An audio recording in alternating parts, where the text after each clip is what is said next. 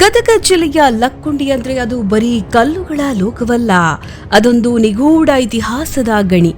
ಈ ಮಣ್ಣಿನ ಅಡಿಯಲ್ಲಿ ಏನೇನಿದೆ ಅನ್ನೋದು ಯಾರಿಗೂ ಗೊತ್ತಿಲ್ಲ.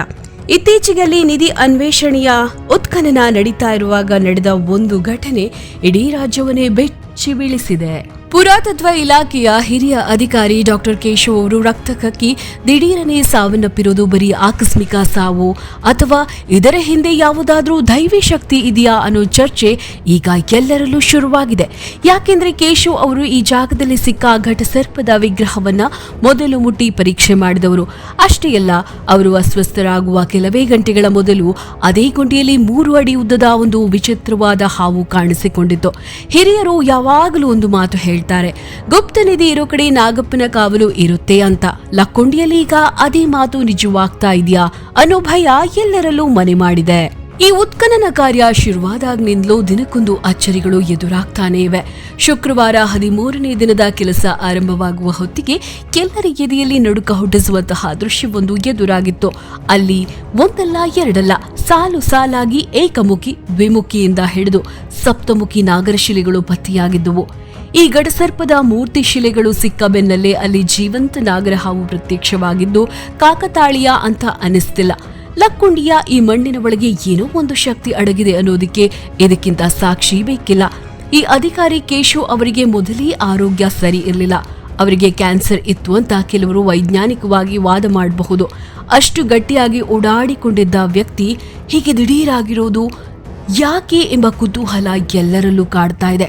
ಗೆಳೆಯರೇ, ಯಾವತ್ತೂ ಜೀವಂತ ಹಾವು ಕಾಣಿಸಿಕೊಂಡಿತೋ ಅದೇ ದಿನ ಅವರು ರಕ್ತ ಕಕ್ಕಿ ಮೃತಪಟ್ಟಿರೋದು ಜನರಲ್ಲಿ 10 ಅನುಮಾನಗಳಿಗೆ ಇದೀಗ ಕಾರಣವಾಗಿದೆ. ಹಳ್ಳಿಯ ಹಿರಿಯರ ಪ್ರಕಾರ ಈ ರೀತಿ ದೈವಿಕ ಸಂಕೇತಗಳು ಕಾಣಿಸಿಕೊಂಡಾಗ ಅಲ್ಲಿಗೆ ಅಗೆಯುವ ಕೆಲಸ ನಿಲ್ಲಿಸಬೇಕು, ಇಲ್ಲದಿದ್ರೆ ಇನ್ನೂ ದೊಡ್ಡ ಅನಾಹುತಗಳು ಆಗುತ್ತವೆ ಅನ್ನೋ ಎಚ್ಚರಿಕೆ ಈಗ ಎಲ್ಲೆಡೆ ಕೇಳಿ ಬರ್ತಿದೆ.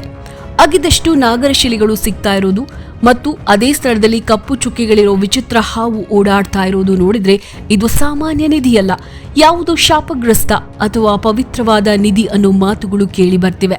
ಅಧಿಕಾರಿಗಳು ಈ ಸಾವನ್ನ ವೈದ್ಯಕೀಯ ಕಾರಣ ಅಂತ ಹೇಳ್ತಿದ್ರು.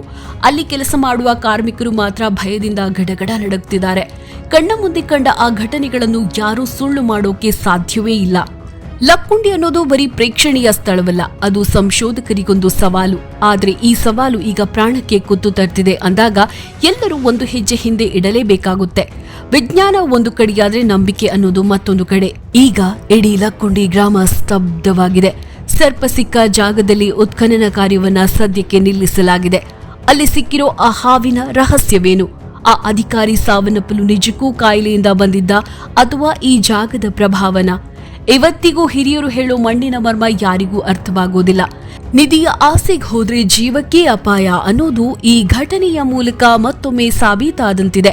ಈಗ ನಮಗನ್ಸೋದಿಷ್ಟೇ, ಅಭಿವೃದ್ಧಿ ಮತ್ತು ಇತಿಹಾಸದ ಹುಡುಕಾಟದ ಹೆಸರಲ್ಲಿ ನಾವು ಯಾವುದೋ ಶಕ್ತಿಯ ಕೆಂಗಣ್ಣಿಗೆ ಗುರಿಯಾಗ್ತಿದೀವಾ ಅನ್ನೋದು.